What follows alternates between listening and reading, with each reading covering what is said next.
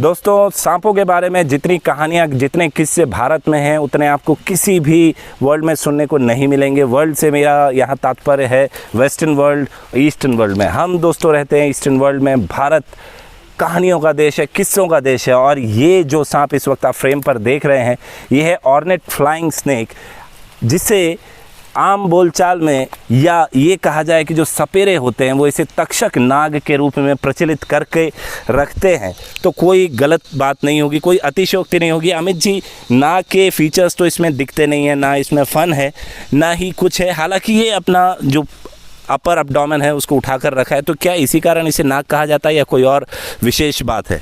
तो अक्षय, नाग जो है ये एक ऐसा टर्म है भारत में जो सभी सांपों के लिए यूज़ कर लिया जाता है आम बोलचाल की भाषा में। ये जो सांप है ये दो कारणों के लिए बहुत ही खास है।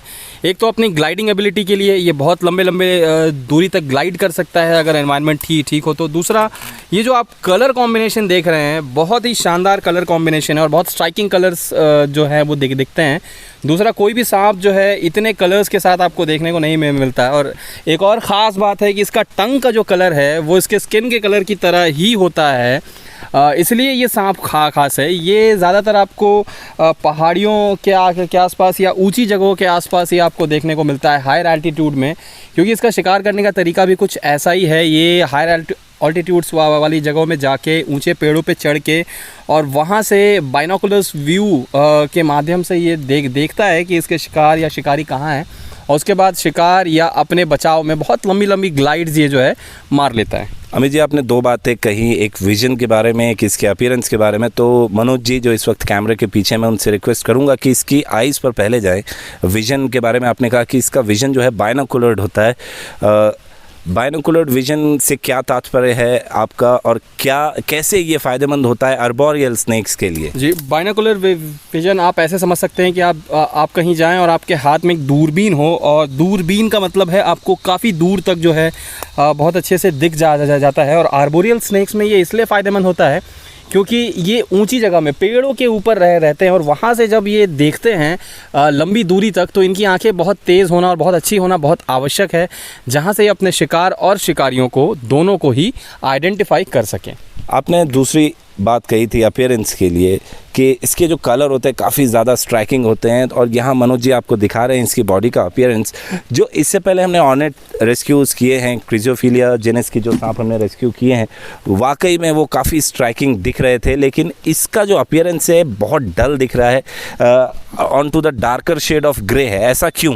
जी, ये डार्क इसलिए है बिकॉज ये अभी कुछ दिनों में शेड करने वाला है, और जैसे जैसे सांप अपना स्किन जो है शेड करने वाले होते हैं, कलर जो है वो डल हो जाता है, और जैसे ही नई स्किन उस पर आती है बहुत चमकदार और बहुत स्ट्राइकिंग कलर हो जाता है। यहाँ पे मैं एक और चीज़ ऐड करना चाहूँगा, जो कैमोफ्लेज वाले सांप होते हैं उनका जो रंग है वो आसपास से बिल्कुल मिलता जुलता होता है, और ये सांप कैमोफ्लेज पे बहुत ज़्यादा डिपेंडेंट नहीं है अक्षय, क्योंकि इसके पास है इसकी अपनी स्पीड, इसकी अपनी ग्लाइडिंग एबिलिटी। हाँ, थोड़ा बहुत कैमोफ्लेज ये भी ज़रूर यूज़ करता है। अगर आप देखेंगे तो सूखी पत्तियों का जो कलर होता है हल्का लाल और हल्का हरा जो है वो कलर थोड़ा बहुत इसमें आपको दिखेगा, लेकिन बहुत ज़्यादा कैमोफ्लेज स्नेक ये नहीं है। ये अपनी स्पीड पे डिपेंड करता है, अपनी ग्लाइडिंग एबिलिटी पे डिपेंड करता है।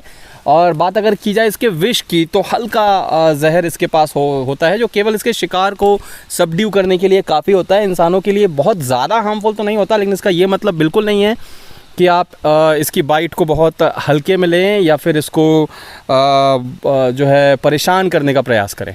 आपने एक टर्म यूज़ किया ग्लाइडिंग स्नेक, तो ये जो इसका नाम है उससे कितना डिफरेंट है? जो इसका नाम दिया गया है ऑर्नेट फ्लाइंग स्नेक, उससे कितना डिफर है? फ्लाइंग और ग्लाइडिंग में क्या अंतर हो सकता है? जी बिल्कुल, फ्लाइंग स्नेक या ग्लाइडिंग स्नेक जब हम कहते हैं तो हम ये बताने का प्रयास करते हैं कि ये ऊपर से नीचे की ओर मतलब उड़ना तो नहीं, लेकिन तैरता हुआ ये आ सकता है, हवा में एक प्रकार से तैरते हैं ये।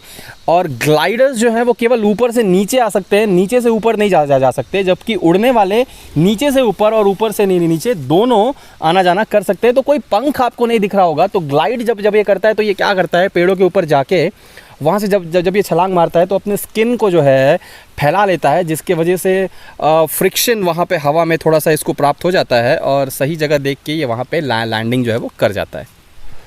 इसके बारे में जो दंत कथाएं हैं दोस्तों, ये कहा जाता है कि राजा परीक्षित को इसने ही डसा था, मतलब इसी प्रजाति के सांप ने डसा था, ये वो गुनहगार नहीं है, लेकिन कहा जाता है कि इसी प्रजाति के सांप ने डसा था। तो ऐसा नहीं है दोस्तों, चूँकि ये बाकी के सबसे बड़े गुनहगार जो हैं वो सपेरे हैं। सपेरे हैं जी बिल्कुल, क्योंकि सपेरों से हमारा इनकाउंटर हर दूसरे दिन होता है दोस्तों, और वो आम से दिखने वाली लकड़ियों को, पेड़ों की छालों को बजरंग गरुड़, कृष्ण गरुड़ कह के 3-3.5 हज़ार में बेचते हैं। रिसेंटली एक एनकाउंटर हुआ था, बहुत जल्द आप दोस्तों वो वीडियो देखेंगे जहाँ पर किस प्रकार हमने प्रयास किया था सपेरों की इन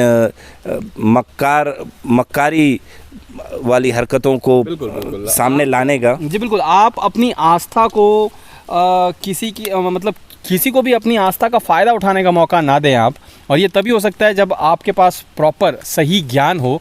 सही ज्ञान के साथ आप ये चीज़ कर सकते हैं कि कोई भी व्यक्ति आपकी आस्था का गलत फ़ायदा जो है वो नहीं उठा पाएगा। ऑन दैट नोट दोस्तों, इस वीडियो को हम कंक्लूड करेंगे। आपको वीडियो कैसा लगा, जानकारी आपको पसंद आई तो लाइक, शेयर, सब्सक्राइब करना ना भूलें। टीम एशियन प्रकृति और हम आज के वीडियो में दोस्तों इतना ही।